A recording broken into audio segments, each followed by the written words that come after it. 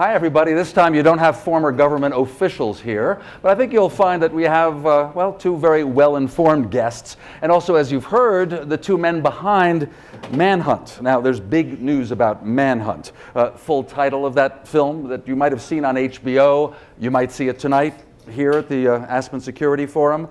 Manhunt, the 10-year search for bin Laden from 9/11 to Abbottabad. Sorry, that was the book title.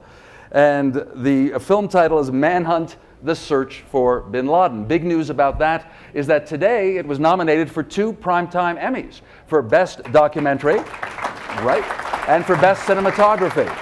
So congratulations to the two gentlemen with me. And who are they? Well, here, you probably know Peter Bergen. You've seen him a lot here in Aspen, of course. Peter Bergen, a best-selling author, CNN's national security analyst. He set up the first television interview with Osama bin Laden. That was back in 1997. And Peter's books include Holy War, Inc., The Longest War, and Manhunt, the 10-year search for bin Laden from 9/11 to Abbottabad. Greg Barker, well, he was a war correspondent in the 1990s, lived in England for 18 years, though as you'll hear, he's an American, lives in Los Angeles now. A filmmaker, made some films for the PBS series Frontline. Also, Ghosts of Rwanda was an award winner. The New York Times loved your Quran by Heart, which is sort of a youth Quran contest in Egypt, but you learned a lot about the culture. His new film did indeed debut on HBO, and that's what you can see tonight, and that's what we're discussing, Manhunt. Now, this film is just over 1.5 hours. I think it's just terrific, in large part because of their ability, and Greg, as the producer-director, his ability to get people to talk. So let's start with an example of that. We have 4 excerpts of the film we'll be showing throughout our talk. The film's first section is titled Sisterhood, the role of female analysts. Let's watch excerpt number 1.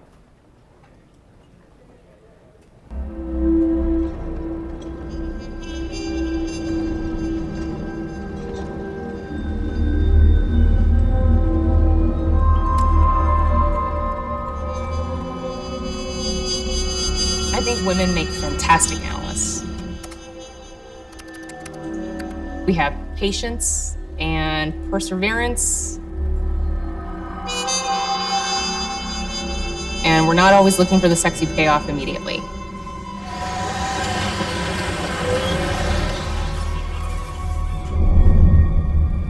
You know, trying to keep track of all the threads of various threats and which ones are real and which ones aren't real and what connects to what. And, you know, people say, why didn't you connect the dots? Well, because the whole page is black.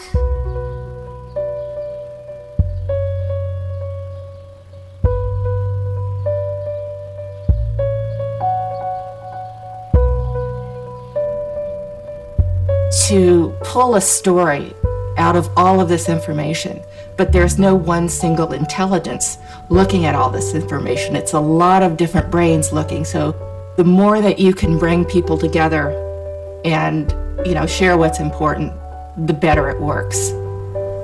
At that time, the people who had really deep expertise in Al-Qaeda, you know, they were women, and they did a job that at first did not make them very popular with their managers. I was counseled once in a performance review that I was spending too much time working on bin Laden. They said we were obsessed, crusaders, overly emotional, you know, using all those women stereotypes. Men throw chairs, women cry. I ask you, which one is better? That excerpt gives you really a sense of the tone of the film. One of the women you just saw, Susan Hassler, recently said in an article that women are better analysts in this field of counterterrorism because they understand relationships, and terrorism is about relationships when a terror group is formed, the way it operates, and they're also better, she said, at perceiving patterns. Well, Greg Barker, how did you get the women to speak to you? Even after they were identified and you knew they had worked in the CIA as analysts or targeters looking for bin Laden, working against Al-Qaeda, how did you persuade them to talk? Thanks. It's great to be here. Largely, it was a long process, not just for the women, but for everybody in the film. my idea, I try to make films that shine a light on how our government actually operates. And although a lot of the subject matter might be classified, human emotions are not classified. And I really made a point of talking to some people in this room, the people in that film that you saw in the clip, and spending a lot of time with them and building trust and saying, look, I want to tell your story and as full a way as possible. And if we need to set certain parameters about what we can talk about and can't, that's fine. And it was really just a question of developing trust. And Peter was an enormous help in that. I mean, everybody you saw up there knew Peter as well, and Peter made some introductions. But ultimately, for them to go on camera, they had to trust me, because once you walk away with the footage, I could kind of do whatever I want with it. And so they had to believe that I was telling the truth. Peter, let's bring you in on this. When you develop a source for what we do, which is getting people to talk about very delicate work, do you have to give them the sense that you're on their side? Is that part of it? I think Greg was able to, correctly say that he was going to let people have their say. I mean, one of the interesting things about the film is there's no narration. So there's no omniscient narrator telling you what to think. And, I think one of the messages of the film, which I think is very, very much there, but you aren't told to think it, is that, and this is felt very strongly by the CIA female analysts who are in the film, is that 9/11 was not an intelligence failure, it was a policy failure.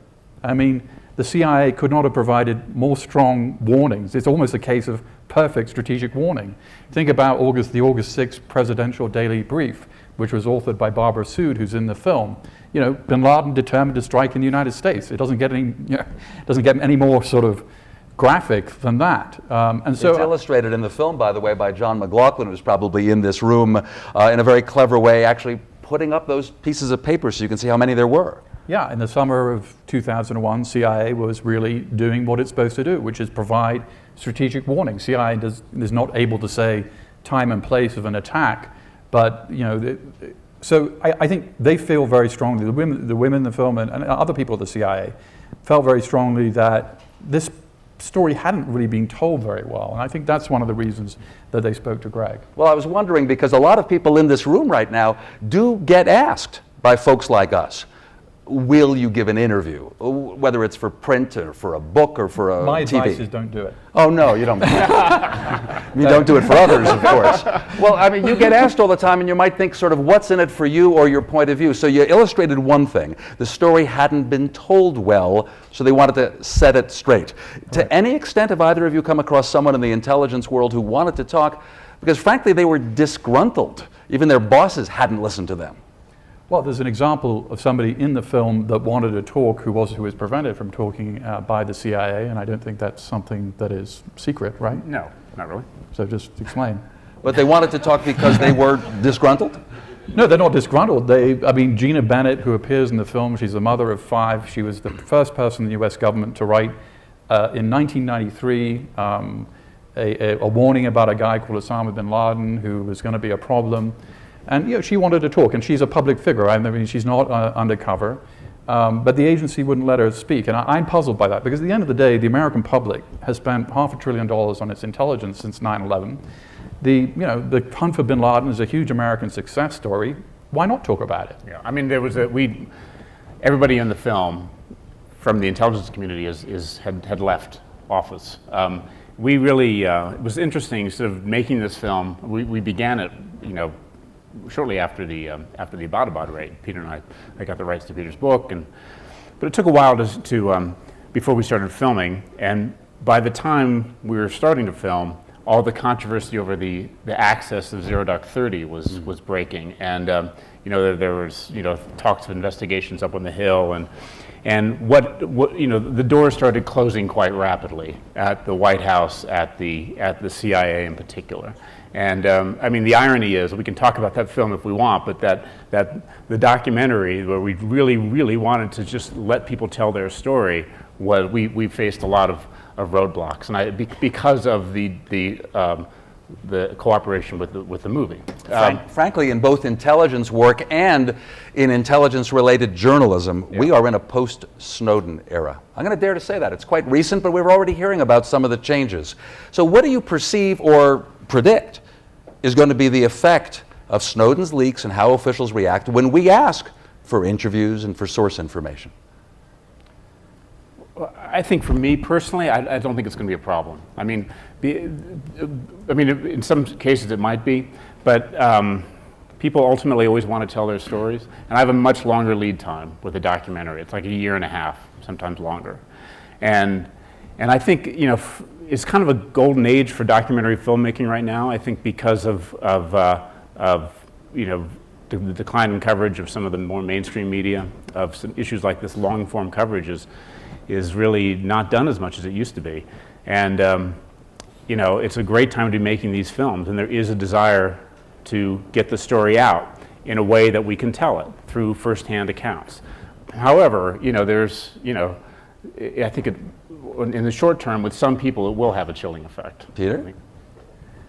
I think Snowden is just one element. I mean, Zero Dark 30, look, if you look at what the FOIAs in the Zero Dark 30 revealed, and the Freedom of Information requests. Yeah, and Peter King's sort of investigation. There was an investigation of the Pentagon by the Inspector General. Mike Vickers' conversation, who was then the Undersecretary for Special Operations. They're all out there publicly, and I think might actually, if I was sitting in Mike Vickers' position or anywhere else in the Pentagon, and I felt like if I'm going to talk to a journalist or a book writer or a filmmaker, and this conversation there's a good chance that it will become public, well, do the math. I mean, so I think that Snowden is just one element. The leak investigations, which we've discussed earlier, all these things have a sort of chilling effect. Let's have another excerpt from the film, because it also takes up, how did you get information after you found someone to detain? Where did you take them? Were there, enhanced interrogation techniques? So let's watch excerpt number 2 about the interrogations. We were empowered more. We did things more aggressive. My job is to kill Al-Qaeda. Either get shoulder to shoulder, get with us, or get out of our way.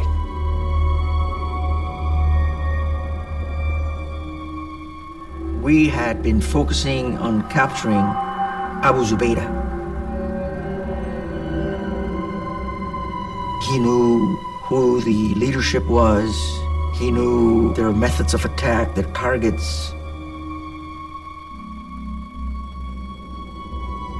He was the highest level Al-Qaeda terrorist that we had ever captured.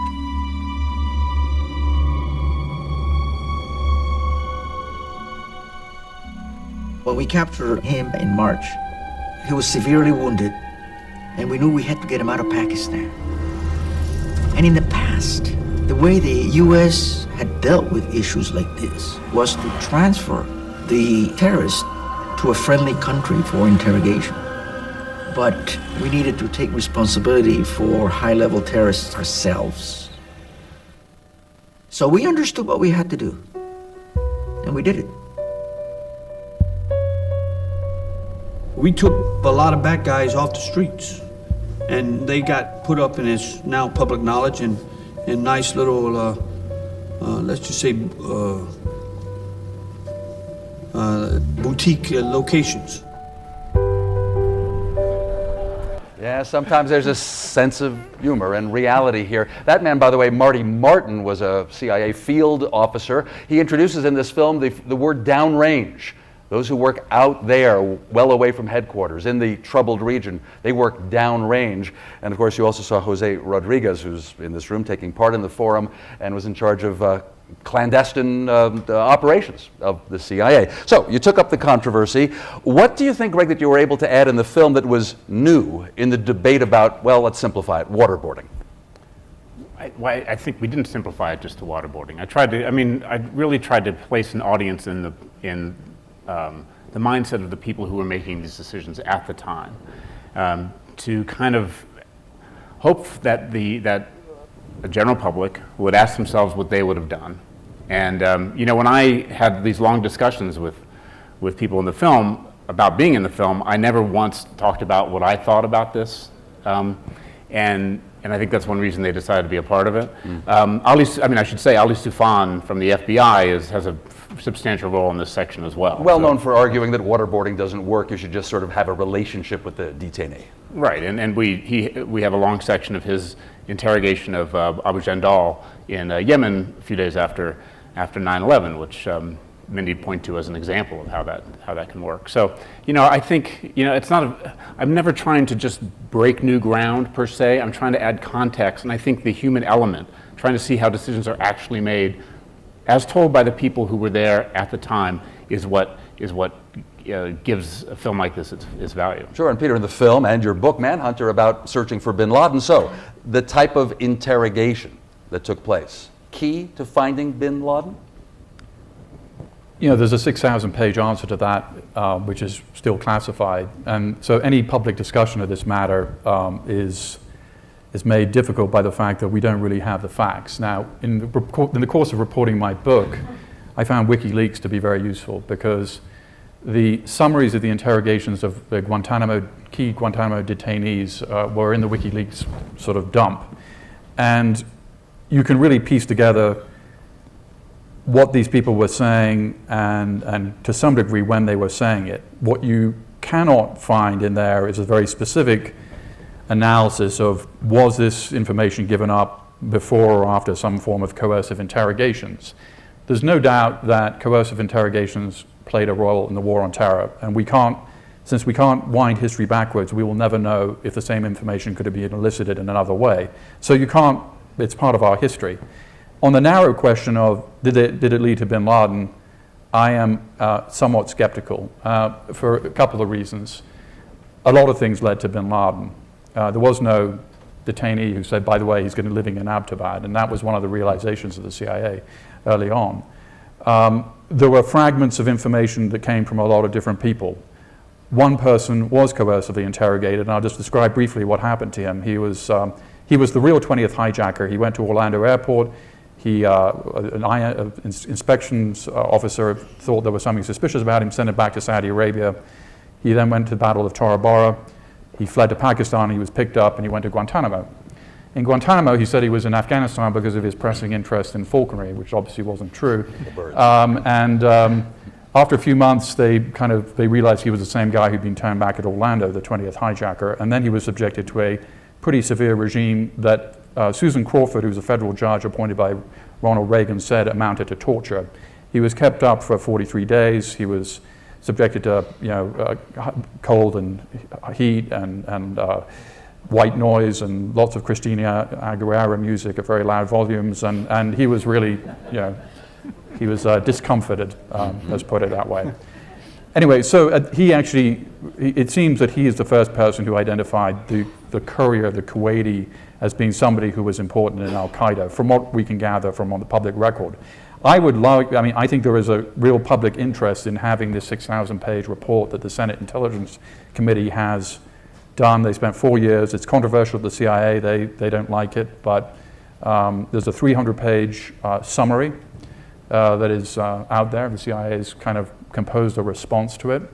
But I think it's in the public interest for us to know, to what extent, leaving aside the question of were these kind of methods ethical, were they efficacious? The film also takes us in great detail into the a successful search for Abu Musab al-Zarqawi, the leader of Al-Qaeda in Iraq, and how he was found. And one of the women that we met early in the film, we see her there in Iraq as a targeter. But there's also a major setback, and some of you would be aware of this. December 30th, 2009, in Khost, Afghanistan, a CIA base that looked across into Pakistan, a Jordanian doctor who looked like he was going to work with the CIA and tell everything about Al-Qaeda, and he seemed to be inside. Well, he fooled the Americans. Let's see excerpt number 3 about Khost. Balawi finds his way into Pakistan and essentially disappears. Very likely somebody suspected him as being an informant and maybe cut his head off. Nobody hears anything from Balawi for 3 months. Suddenly he's back on the radar screen again, and he's saying, "I've gotten inside." Balawi's a doctor. He's now beginning to treat the number 2 leader of Al-Qaeda, Ayman al-Zawahiri. بأفلام مصورة مع بعض قادة المجاهدين. When Balawi sends this information to the CIA headquarters, the place goes crazy. Even the White House gets briefed. This young man, Balawi, is going to take us right to number 2 and maybe even to number 1. فقدر الله قدرا. أن المخابرات الأمريكية انتبهت تظن أن هناك شخص يعطي معلومات عن قادة الجهاد. The meeting has to take place in a place where the CIA can completely control the environment, and by default, this becomes the CIA base at Coast. It falls to Jennifer Matthews to come up with a plan to get Balawi inside this base at Coast without being detected. Well, the problem is that nobody in the CIA has ever met with Balawi.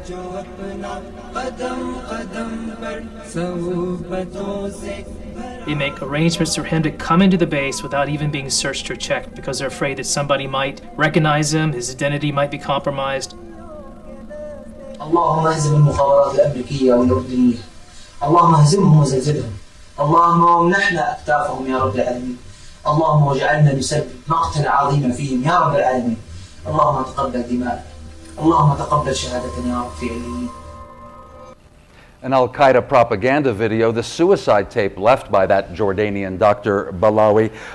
In part, that story was told. Helping you out there was Joby Warwick, who's written a book about, it's called The Triple Agent, about that, and he's, of course, a well-known newspaper man. Was this just a case, Greg, if I may ask, where you couldn't get an official to tell the story, so a journalist helped fill it in for you? Yeah.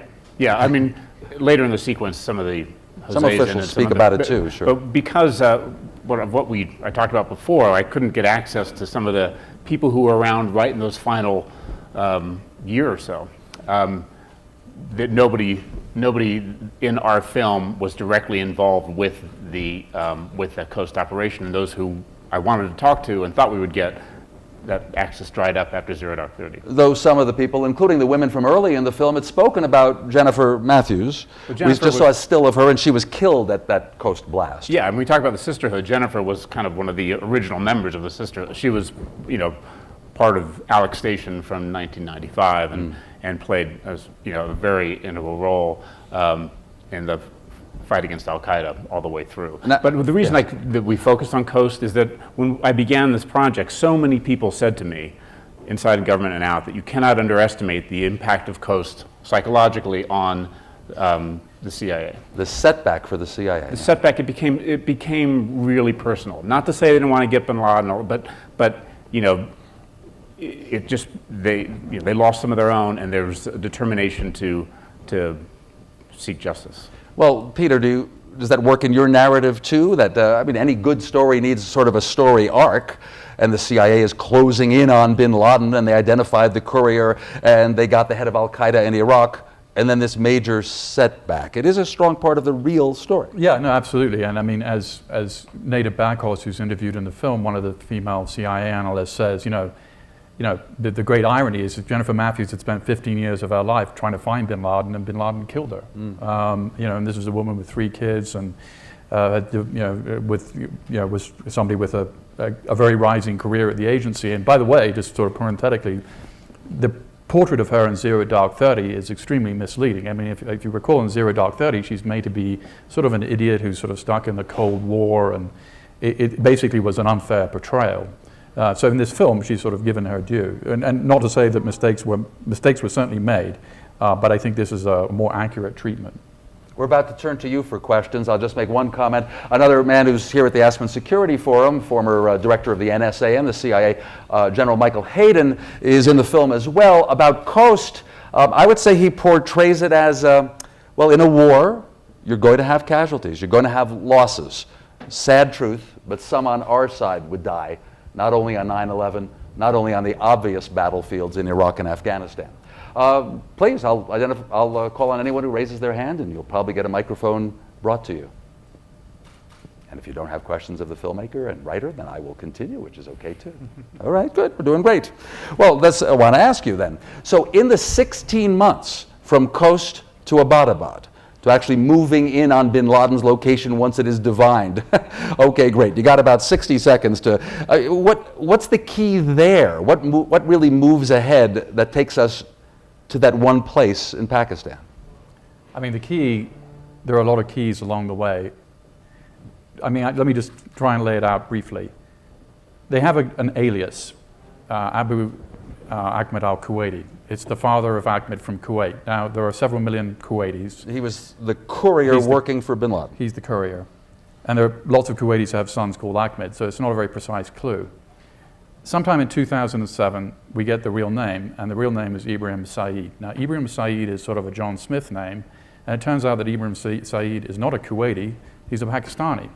Pakistan is a country of 180 million people, twice the size of California. You know, again, it's something, but it's not great.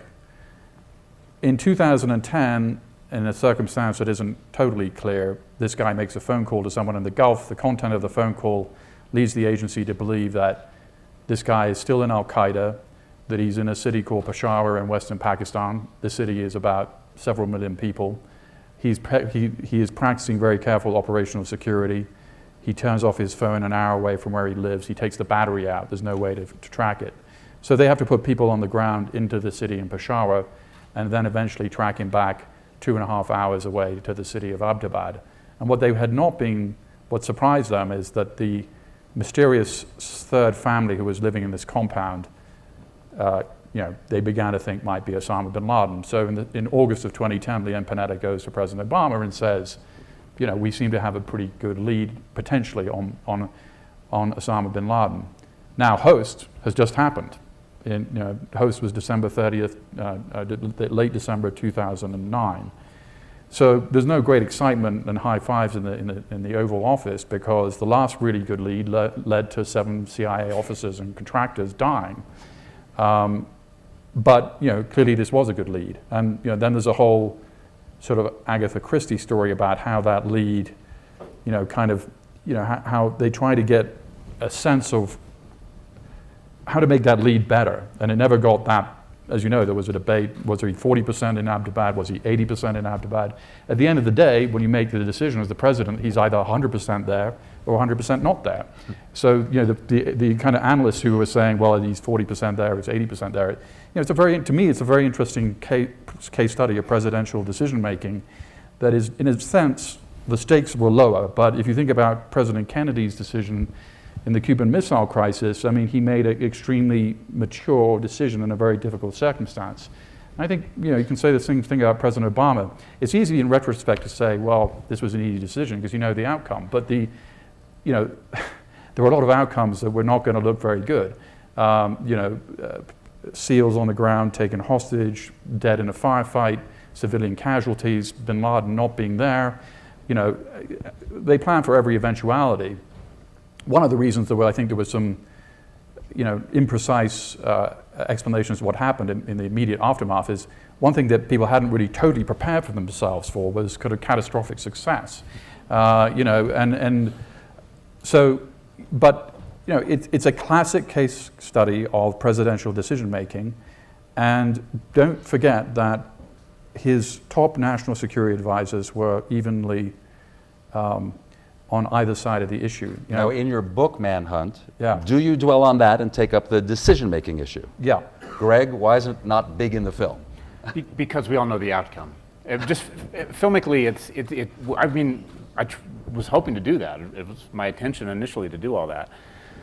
It's very hard to put drama in that, actually, because we all know what happened, and it just didn't work. I mean, it's funny how you have to, when you make these films, you kind of have to follow both your access and just the course of the movie kind of just starts speaking to you. It's very weird, but you have to sort of listen to it and see where the material is leading you. It's also worth noting that, Peter's book is extremely, is exhaustive.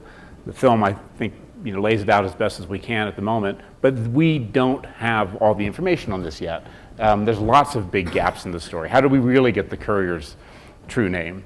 I mean, in the film, there's a couple of little clues. In Peter's book, there's lots of details, but we don't really know. And I think is something that we'll find out over the years, possibly decades to come. Now, before another film clip about how they handled the Abbottabad raid, early May 2011. It's been over 2 years now. Another chance at questions, otherwise we'll go on. All right, maybe we're answering everything. Abbottabad, how's it handled in the film? This is just a small excerpt, of course, but let's see, number 4, please.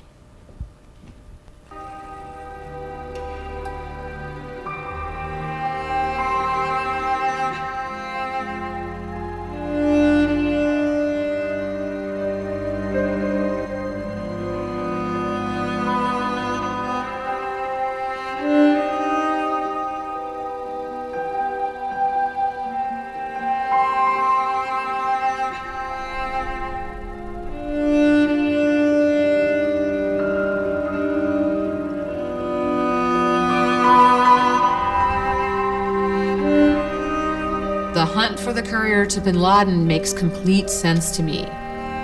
It was based on all of these years of experience working with a very tight-knit group of people who really cared about this and supported each other.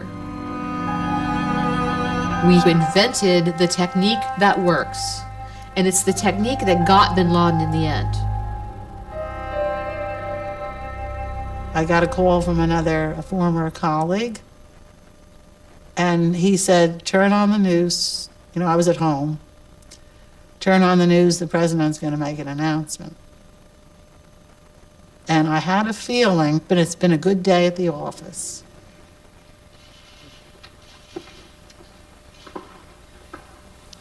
Good evening. And then finally, it's him. They got him. They got him finally.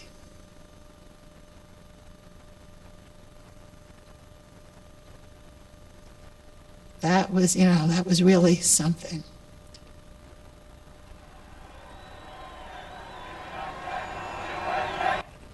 Isn't that terrific? I mean, all of you know where you were on that Sunday night too, in early May of 2011. And so it's great that in the movie we see a lot of the people, no, just about everybody we met in the movie saying where they were when they got the news and how they reacted. Now, let me come to you, Greg, on this. That little bit of video that we saw of Osama bin Laden, like an old man in a blanket, watching Wheel of Fortune or something. Was he watching a speech by himself? No, yeah, he's watching one of his own videos. Yeah. Wow, wow. Anyway, so you're a visual guy. What did you think of the decision by U.S. government agencies to release very little of what they found in the Abbottabad home, but they chose that and other little humiliating things, didn't they? Sure. I mean, I think that's the answer. I mean, I would love to see more, obviously. I mean, the documents that have been released are fascinating. If you've never read them, I encourage people to do it. It's really, really interesting. They're available on the internet. I'm sure there's other footage that just hasn't been released yet. That would be great to see. Well, Peter Bergen, you got to go there before the house was leveled by Pakistani authorities. It was controlled by the Pakistani intelligence, ISI. You went there. First, you must have expected Hitler's bunker, in a sense. What'd you say? Yeah, I mean, I've been reporting on Osama bin Laden for a long time, so ISI, I was the only outside observer to get inside the compound. They must have known that they were going to demolish it 2 weeks after my visit. I didn't know that, but I thought it might be like visiting Hitler's bunker after World War II, and it really wasn't. Bin Laden was living in a suburban compound in Pakistan, surrounded by his 3 kids, 3 wives, and a dozen kids and grandkids. He was living he was certainly not living large. There was no air conditioning. There was very little heating. People were sleeping on beds that were basically bits of cardboard sort of knocked together. They were growing their own vegetables and raising their own sort of chickens and growing, and cows and growing vegetables. And so it was very self-sufficient, which of course there was a security reason for that. They didn't have to go out very much. He was living, for the world's most wanted man, it was a not bad life. He was there for 5.5 years. Of course, he was completely surprised by what happened. He thought he was safe. We now know from there's been a 300-page report by the Pakistani Abbottabad Commission, and there's a little bit more detail about what he was doing that night. He told his family that as soon as he heard the helicopter crash, the American helicopters have arrived, so he understood what was happening. It was a very confusing circumstance. There was no moon that night. There was no electricity in the building or the neighborhood. But he didn't try to set up some defensive action by his bodyguards or himself. Yeah, he had no plan B. I mean, one of the things that when people looked at the compound, they were concerned was there going to be tunnels out, but they looked at the water table. The water table is very high in that area, so no tunnels. Was there going to be a safe room? They had a pretty good sense of what the compound looked like from outside, but they had no sense of what it looked like inside. And I was able to kind of retrace the steps of the SEALs that night, and it was interesting to be able to see kind of the physical evidence of what happened. There was a huge metal door, almost the size up to this ceiling here, that separated the ground floor from the second and third floor where bin Laden lived. The SEALs had blown through that door, and then they ran up the stairs. They killed Khalid bin Laden, one of his sons, and bin Laden was living on the third floor. There was another big door, big metal door, which was not blown through, because what had happened is bin Laden had sort of poked his head out, opened, and basically realized there was something happening and hadn't closed it behind him. And then you go into the room where he died, which was a relatively small room, and I could see that there had been somebody had shot in such a way that there was a big blood spatter on the ceiling. And there's there's different narratives about what happened that night. There's a lot of commonality. Bin Laden had 15 minutes to surrender. He didn't. He had 2 weapons. He didn't pick them up. His wife tried to intervene. SEAL sort of shoved her aside, thinking she might have a suicide version. Are these the consensus versions or little elements as told? This is the consensus version. Then there's sort of a dispute about who exactly killed him and at what point, which is probably too arcane to get in here. But I don't think we're going to have a particularly good answer to that. Obviously, it was a confusing situation for the SEALs. They're on night vision goggles. It's a firefight relatively recently. And there's a lot of adrenaline pumping, and as we all know, the witness accounts of the same events can often differ, but there's more commonality than differences. As a journalist and historian, have you concluded whether it was just a kill mission? Is there some circumstance in which they would have taken him captive? Yes. I mean, it's the U.S. military. If somebody surrenders conspicuously, it's a war crime to kill somebody. I mean, it's that simple. So it's hands up, no. He did not surrender conspicuously, and he had in my view, when a helicopter crashes in your house, it's a pretty loud event. And, if he wanted to surrender, he had 15 minutes to do so. He didn't. And, he was not going to, I knew he wasn't going to, I mean, he's repeatedly said that he wanted to die in the struggle. Obviously, he wasn't putting himself in the situations where that would be very quick to happen. But at the end, he didn't want to end up in Guantanamo. And he chose to die, essentially. Now, Greg, your big decision as a filmmaker, not to attempt what we call a TikTok of how that raid went down. Did you think of having that and decided not to? Go ahead. Yeah, sure, of course I did. I mean, when we began it, I thought that's kind of the obvious big set piece at the end. Well, there'd been a TV documentary by Nat Geo last year, and of course the big Hollywood movie, Zero Dark 30. Maybe you thought that was already totally covered. I thought I would only do it if I could do it better. Okay. No, I mean, look, when I make these films, I used to make Frontlines, which I had a great run working for Frontline. Those are investigative films. So the front line of this would have that, and have the question of whether he would have surrendered or not, and we would have done all of that. I get it. This is a movie, and I made a decision a few years ago to make documentaries that appeal to the widest possible audience. So that means at the end of a movie, you've got to have a strong ending. And if I didn't have the great stuff that we needed to sort of really advance the story somehow and make people feel like they were watching something they had never seen before, I wasn't going to do it. And so it just, and then the Coast material became so good. And the other thing that was really interesting is the point of view really became that of the people who'd been fighting against, hunting for bin Laden and fighting against Al-Qaeda, going way back to the mid-90s.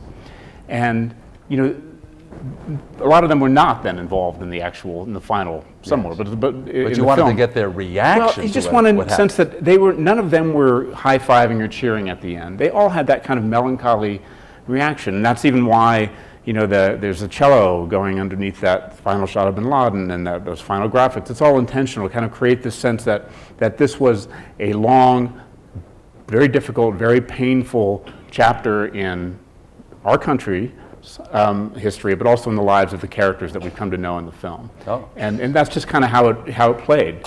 And eventually it worked, and we were able to do it, I think, rather elegantly without having to do a TikTok of the raid. It was elegant without a TikTok. Audience, there is someone with a question. Thank you. Hopefully starting a little series of questions. A cascade effect. Yes. Please. Hi, Kathy O'Hearn from Newsweek Daily Beast. Peter, in your reporting, did you uncover any new information, or I guess it would be speculation about that 15 minutes? Why he didn't have a phalanx of guards, or people trying to defend him, or it just seems like a hole in the... Well, I mean, I think that he felt that he, what protected him was the position in Pakistan where he was. But for the 15 minutes, you thought the jig was up, he'll do nothing? There's a lot of, obviously it's impossible to interview him now, but it's not clear. It must have been confusing. It must have been surprising. You can't see anything. The oppositions can see somewhat with the night vision goggles. One anecdote that I thought was sort of interesting is he told, which I'd heard and was confirmed in this Pakistani report, the last words that we know he spoke was "Don't turn on the light," which he told his wife, because she was going to, the natural thing is to turn the light on. Well, of course, in fact, she didn't know the electricity in the building and the neighborhood. But he was thinking, don't give up our location, right. Perhaps. So he was, he was cognizant that this was not, a sort of visit from the local policeman. It's a mystery. There's a gentleman not far from there. Okay. I'd just say on that one day the Yes, wives will speak, I think. Yeah, that's true. You got living witnesses who were there. Yeah, well, the wives spoke to Pakistani interrogators to some degree. Yeah. The CIA also tried to speak to them. Of course, they were not particularly cooperative. There are very few things the Pakistanis and Americans agree on. The hostility of the bin Laden wives is one of them. Yeah. Yes, thank you for your film. I'm looking forward to seeing it later on. My question is, did you request access to the helmet cam video, and did you get a chance of any of it? My understanding, there was no helmet cam. Yeah. No? Yeah, and for the precise reason that people like me would be asking for that footage forever. So that this is what I was told, there was no helmet cam. Yeah, there's one interesting kind of thing that I think we're in a kind of new era of warfare that we need to sort of think about, and that was revealed in the bin Laden raid. The bin Laden raid is a tactical operation at the end of the day that the president was watching in real time. It's the first time, I think it's the first time in our history where that's the case. You're assuming helicopter-borne cameras. No, I mean, we could watching. Well, there was a stealth drone. I mean, from a drone. Okay. So sitting in the Situation Room, you could see this thing unfold in real time. And Admiral Mullen, who it was in the film that I interviewed for the book, was very concerned that somebody would try, if things started going wrong, that somebody in the Situation Room would start trying to intervene on a tactical operation on the other side of the world. And that didn't happen, but it's a different, you could easily imagine that almost, basically we have the capacity now for the commander-in-chief to watch a tactical operation unfold on the other side of the world, which is something we have never kind of seen before. And perhaps give orders right there, right then. Of course, a different level of that is the unmanned pilotless vehicles, the robots we're going to have in the future, etc. Right. We may be dependent on those kind of real-time cameras, of course. Another question out there? Well, you, sir, please. Here comes a microphone. Thank you. Thank you. Richard Barrett from Sufan Group. Richard. One thing, if I read the Abbottabad Commission report correctly, that surprised me was that Khalid Sheikh Mohammed was very much involved with the family of the courier, the Ibrahim Said's family and his brother. Meaning the Pakistani report, right? Yeah. The Abbottabad Pakistani report. If that's true, it seems to me rather interesting, because here's a guy who was interrogated coercively and uncoercively, perhaps more than anybody else, who was at Guantanamo. So what do you make of that? There's a mention in the film also, I think, of, isn't it KSM being in touch with people from captivity, but we were aware of it, yeah. Don't talk about the courier. Well, my understanding was that, that was his red line, despite all the coercive interrogation techniques. KSM made it clear he would never speak about the Sheikh, and that I think they just kind of figured that out. And the courier was that close to. Just a few minutes left, so we'll move a bit more rapidly. Yes, there's a gentleman there next to a microphone. Oh, I'll get to you for sure, promise. high impact when it's a later question. You'll see. Sorry. I'll be quick so she can go. Chad Sweet with the Chertoff Group. So Put your mic closer. Sure, Chad Sweet with the Chertoff Group. I'm former CIA, but what I thought was brilliant was the DNA operation by the medic to get affirmation of who was in the compound. But what's hard to understand is why he was not exfiltrated once the operation went down. Peter, can you all share any color you might have on that aspect of the operation? Well, I mean, I don't think it was brilliant on two levels. First of all, it didn't work. And secondly, I think it's ethically dubious for the CIA to be hiring doctors to be engaging we're talking about the Pakistani doctor who helped set up the raid, in effect, or tried Well, to. he didn't set up the raid. He had no idea that he was involved in the bin Laden operation. Most of the people in the White House had no idea that this was happening. I mean, he had no need to know. All he knew was that he was being recruited to vaccinate people in a particular neighborhood and that he was working for the CIA. Now, they never succeeded in getting DNA from the bin Laden compound. But, you know, a mission that did not succeed. But you wrote just last week that he's still in prison in Pakistan. Yeah, but he's not a hero. Look, I have two words for, you know, Jonathan Pollard was spying for the Israelis in the United States. He's still in the United States prison. It doesn't matter if friendly countries are spying. They're still spies. And so the Pakistanis have every right to lock up somebody that is spying for somebody else. And this guy, and the reason that I think it's ethically dubious, to put it mildly, is in Pakistan, polio workers are being routinely assassinated because of the view that they work for the CIA. This is a very kind of common urban legend. We've kind of added to this, because now it's true that the CIA is employing people to do vaccination programs. Before it was just an urban myth. So it was a creative idea, and I understand, you can applaud that aspect of it, but at the end of the day, CIA has, abjured the idea of, using journalists as cover and other, there's certain kind of categories of people that the CIA has said that they will not pretend, they will not use.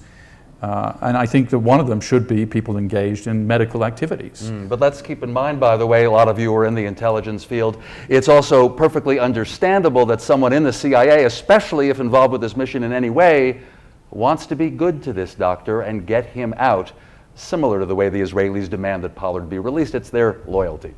That lady there who has not coerced me at all. Hello. Thank you. I'm Lori Sutton, a former Army psychiatrist, and I'm specifically interested in the human dimensions of national security. So, Greg, this one's for you.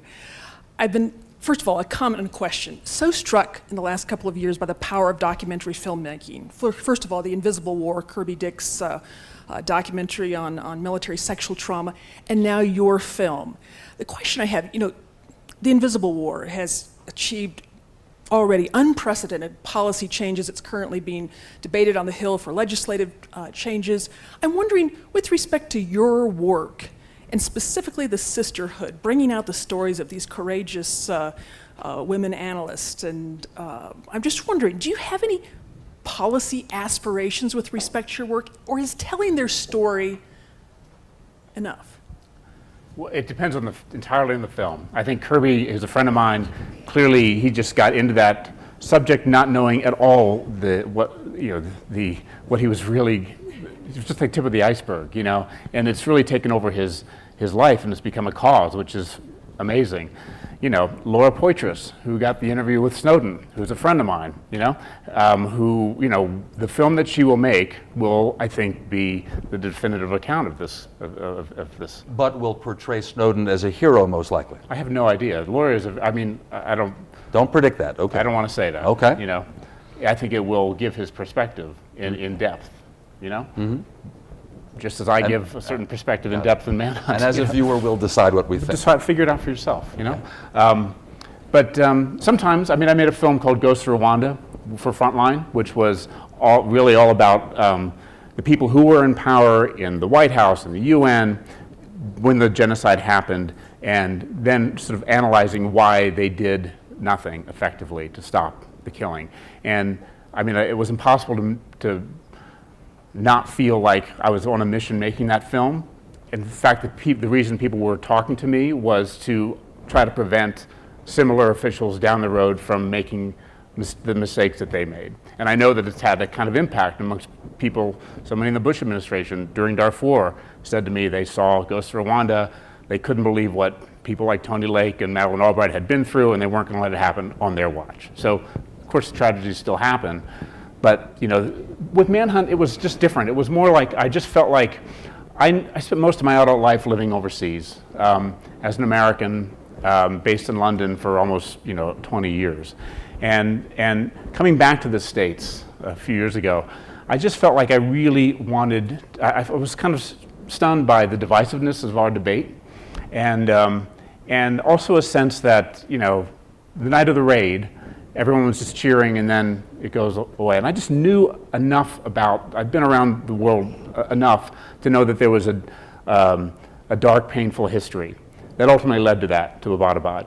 And I knew that we can learn from the people who were part of that history firsthand, and that their stories would be compelling on a human level. I just had that feeling. And Peter, when we first started talking, he said, "Did you know there were a lot of women, in the agency who'd been tracking bin Laden since '95?" And I was like, "No, I didn't." And that was kind of something I wanted to pursue from the outset, because it's a human story. Which it surely was. So we only have about 2 minutes left, so I want to button it up with each of you as follows. You, as one of the best-known analysts of these fields here, and Greg, now you are too, by the way, where do we stand? So bin Laden's been killed in 2011.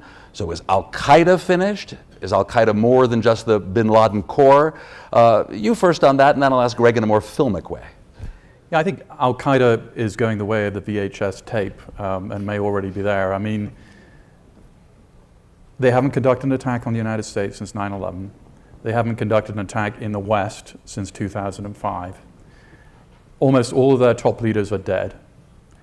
We're not playing whack-a-mole. We have completely destroyed the Al-Qaeda central organization. There may be 3 or 4 leaders left. Al-Qaeda in the Arabian Peninsula, they just admitted yesterday that their number 2 is dead. We've killed 30 of their leaders or senior operatives in Yemen in the last 3 years. These groups are under enormous pressure. And, sure, bin Ladenism as an ideology continues, and there'll always be some takers, because there's always going to be some disaffected young man somewhere who's going to think this is a solution. But since 9/11, 21 Americans have been killed in the United States by jihadi terrorists. 21.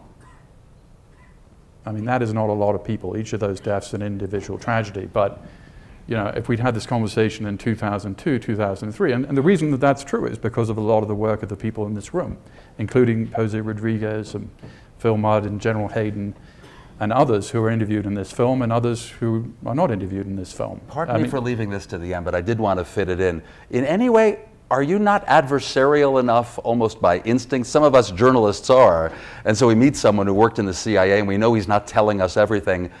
And so, I don't know, you want to, are you skeptical enough? You tell me. Skeptical about what? About the story, the way they tell it. Are you setting them up as heroes? Are you adversarial enough? I don't know. I don't see myself as, I don't see myself as an adversarial person, and I don't particularly think that that's a particularly useful way of approaching things. I mean, I've interviewed everybody involved on all sides of this issue, including bin Laden and many of the leaders of Al-Qaeda. Being adversarial with them, would that have been particularly helpful? I think it was more useful just to hear what they had to say. I mean, after all, bin Laden declared war on CNN in 1997, in the interview that I produced. Imagine if in Declared war on America on CNN, yeah. Imagine if in 1937 the Japanese High Command had gone on RKO or NBC and said, we're really planning to attack the United States, how Pearl Harbor would have turned out differently. So, we're in the business of trying to find out what people think and believe, and we're not in the business. I don't see adversarial as being sort of particularly useful kind of trait in all this. Okay. Fine. Greg, in a filmic decision too, did you try to leave us with a feeling, with the cello and all that the war's not over, it's going to happen again, one of your main characters says? Yeah, I mean, just on that point of it's such an interesting point about how you tell these stories and how you interact with sources. I do not take an adversarial approach. I mean, some people may not like films, but I really try to, as much as I can, get into the world of the people whose stories I'm trying to tell. I feel like, here's what I try to do at the end. It's like, if, God forbid, there's some other major attack at some point,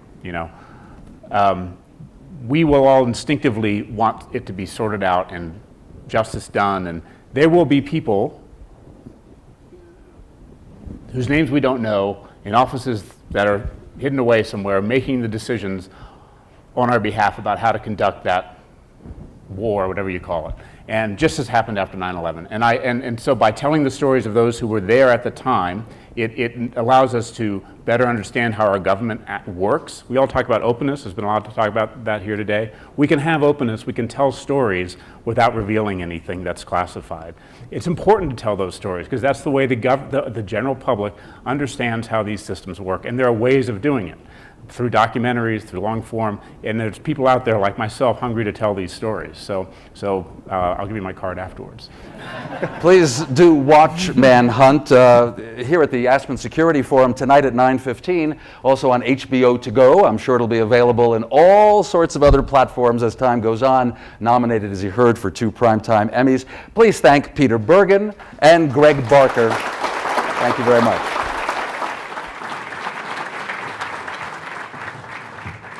And let me just underscore that I hope everybody will join us for the full screen